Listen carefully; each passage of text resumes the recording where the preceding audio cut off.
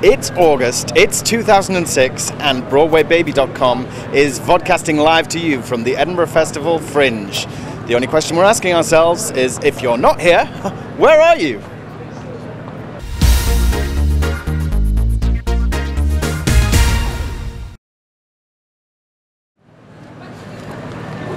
Last year, a group from Cambridge brought the Threepenny Opera to the Fringe. This year, they're bringing Bat Boy the Musical.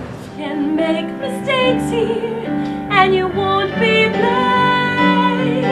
So show us how to love you, and once the night is through. Inspired by fictional characters from Weekly World News in America, Bat Boy is the tale of a man-beast discovered in a cave and his integration into society. We caught up with director Chris Adams and producer Rachel Holbrook on their opening night. Bat Boy the Musical, it's a new rock musical. It was off Broadway for quite a while, then it transferred to London's West End for a short run last year. We're bringing it to the Fringe for the first time. We're on every night of the Fringe at 10:20 at C2, which is venue 4. It really suits the Fringe. It has a cult following. It's got a twisted sense of humour. And it really suits the venue that we're in. It's very close, quite intimate, and you get to really feel to be one with the characters. Yeah. You really sympathise with them. The musical style is very eclectic. Bubblegum melodies with eye-watering lyrics, Sondheim dissonance and full-on rock opera combine in Lawrence O'Keefe's brilliant score. The leading players, Tom Johnson as Bat Boy, Holly Morgan as Shelley, and in particular Alexandra Spencer-Jones as Mrs. Parker, really bring this show to life. It's an ambitiously big project to tackle on the Fringe, but one which they can feel justifiably proud of.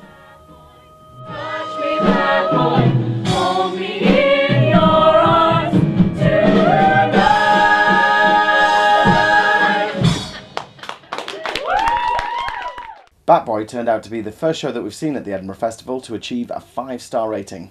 Hot on its heels, and also with 5 stars, is Lizzie Roper's Peccadillo Circus. Let's take a look. Well, my show's all about people's sex lives. I've gone off and I've interviewed random members of the public. I've got a dominatrix, a 75-year-old Jungian analyst, a sexual predatory homosexualist, a celibate Roman Catholic priest, and I've sat them all down and I've asked them really intimate questions that you really shouldn't ask at a dinner party, and I've recorded all that information, then chopped it all up and put it all back together again and put it on my iPod, and then I go on stage wearing my iPod with my headphones in, and the rule is I have to repeat everything that I hear. So if they cough, if they splutter, if they belch, if they pause, if they contradict themselves, so it ends up like Creature Comforts, but a very live, very rude version of Creature Comforts. Roper slips seamlessly between segments of her 6 characters, her remarkable vocal and acting skills instantly letting the audience know who is talking. And boy is she aided by her subjects' words as they provide material it would be almost impossible to make up.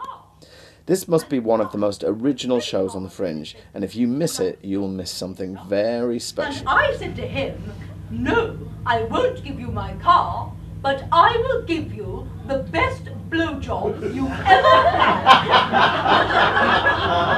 So I pulled over and I gave him, and she went like this, "The best blowjob I have ever given." And he got out, and that was it.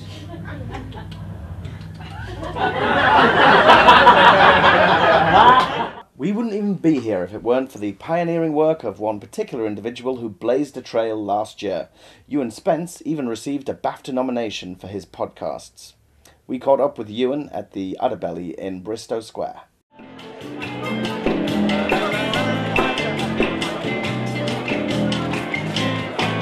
So the podcast this year is basically the same as last year, except it's going to be bigger, it's going to be better, and it's going to be very slightly louder, because the decibel level was a bit low last year. That's the only real technical problem.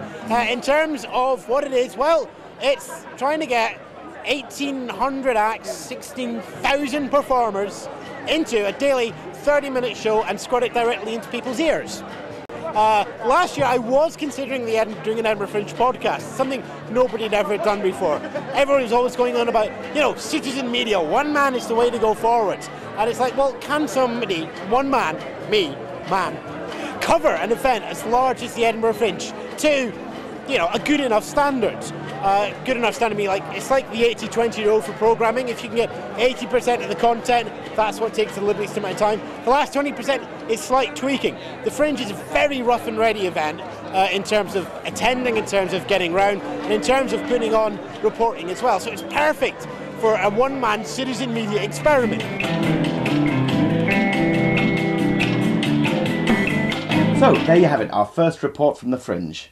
Join us soon for more of the same Broadway Baby antics. And don't forget to check out those reviews on BroadwayBaby.com.